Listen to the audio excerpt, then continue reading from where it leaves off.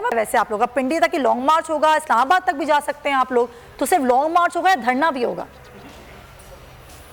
دیکھیے جی, میرا خیال ہے کہ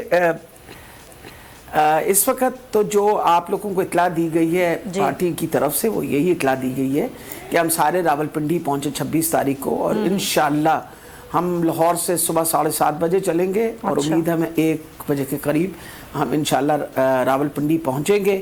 اور خان صاحب نے آج دن دہاڑے میں ہی اپنا سارا ایڈریس اس لیے کرنا ہے کہ لوگ جن کو شک و شبہ رہ جاتا ہے کہ شاید لوگ نہیں آئے اور روشنیوں میں ہم چھپا دیتے ہیں, کہیں گے کھل کھلا کے دیکھ لیجئے, انسانوں کا سمندر ہے, پورے پاکستان سے لوگ آ رہے ہیں, اور انشاءاللہ یہ میرا خیال ہے تاریخ کا سب سے بڑا اجتماع جو ہے اس وقت راولپنڈی میں ہوگا.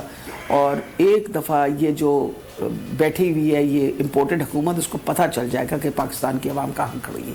پاکستان کی عوام عمران خان کے موقف کے ساتھ کھڑی ہے, اس کے ساتھ کھڑی رہے گی. بہتر یہی ہے کہ جلد سے جلد یہ الیکشن کا. اچھا ڈاکٹر صاحبہ, آج آپ کی علماء مشائخ سے ملاقات ہوئی ہے, کیا علماء بھی اس لانگ مارچ کا حصہ ہوں گے؟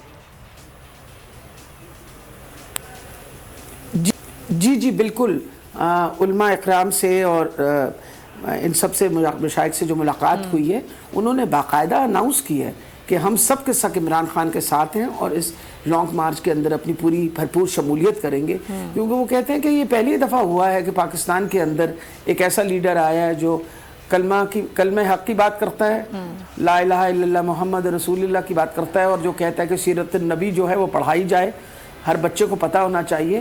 یہ ساری چیزوں کی وجہ سے وہ تو بالکل تہیہ انہوں نے کیا ہوا ہے کہ ہمارا فرض بنتا ہے کہ ہم سارے جو ہیں عمران خان کے ساتھ کھڑے ہوں.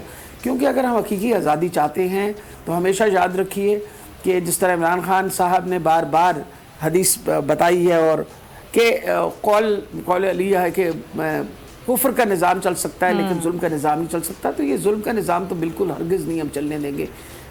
جتنا یہ ظلم کرتے رہیں گے اتنا ہی یہ قوم کھڑی ہو جائے گی.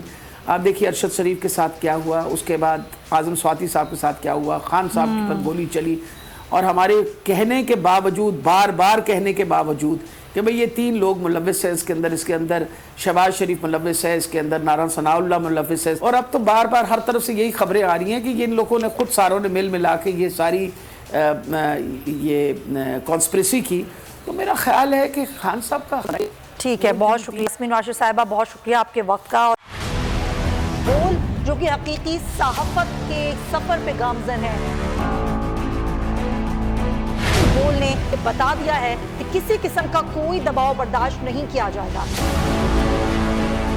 بول وہ واحد ادارہ ہے جو اپنے امپلائیز کے لیے کھڑا ہوتا ہے, حقیقی صحافت کے لیے, کیونکہ بول ہے حق اور سچ کے ساتھ.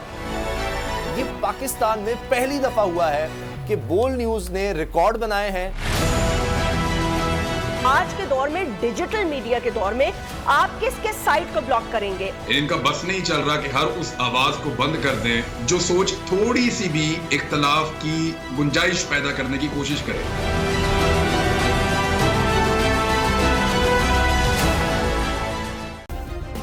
سبسکرائب کریں اور بیل دبائیں تاکہ کوئی خبر رہ نہ جائے.